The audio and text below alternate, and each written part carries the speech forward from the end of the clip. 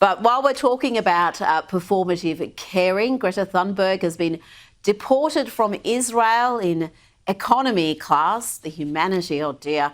And Douglas, President Donald Trump wants her to consider anger management classes. She's a strange person. She's a young, angry person. I don't know if it's real anger. It's hard to believe, actually, but I saw what happened. Anger management. I think she has to go to an anger management class. That's my primary recommendation for her. But Greta remains a heroine to many, including to this far-left activist in Australia. She's an influencer who recently, Douglas, gave an address at the National Press Club. Raising awareness, drawing attention to, and growing media coverage for this genocide that Israel is perpetrating against Palestinians is not Instagram activism or social media selfies. Let's talk about the fact that raising awareness is not weakness and that it's not performative. Douglas, what's your response to that? Is that heroism? Is she using her privilege for good, as that activist claims? Well, first of all, I mean, I've never been a fan of Greta Thunberg. I wasn't a fan of hers even when she was effectively created as a construct to make people make it basically impossible to oppose her. Because you remember, she was this school truant from Sweden.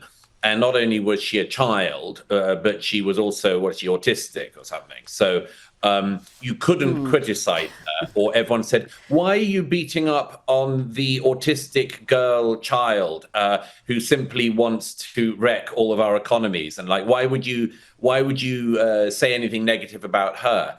And of course, it was a total political stunt.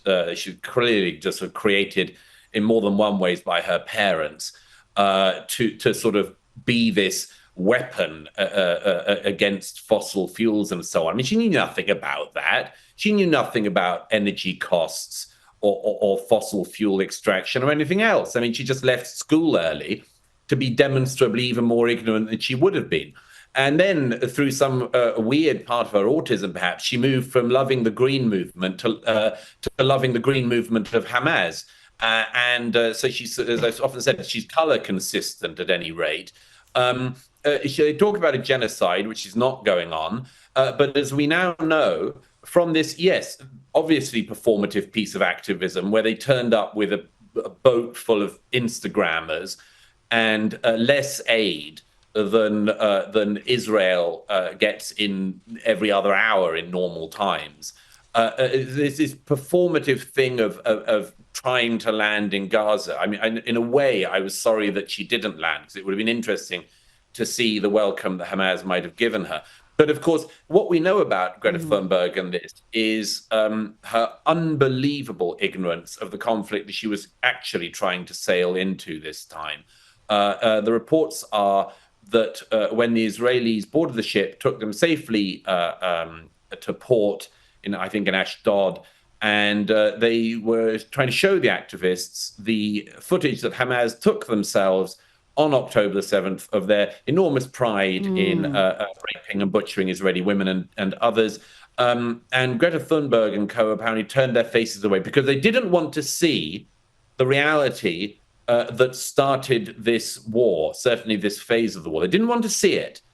So once again, all these people who are about raising awareness and so on, they will literally turn their faces away from reality if it doesn't fit their bigoted, blinkered picture and idea of it. And she was asked about that once she got off the plane, Douglas, and she, I think, referred to the footage as propaganda, and she wasn't going to watch that propaganda. I mean, it really is quite incredible because, as you know, you've seen that footage, I've seen that footage.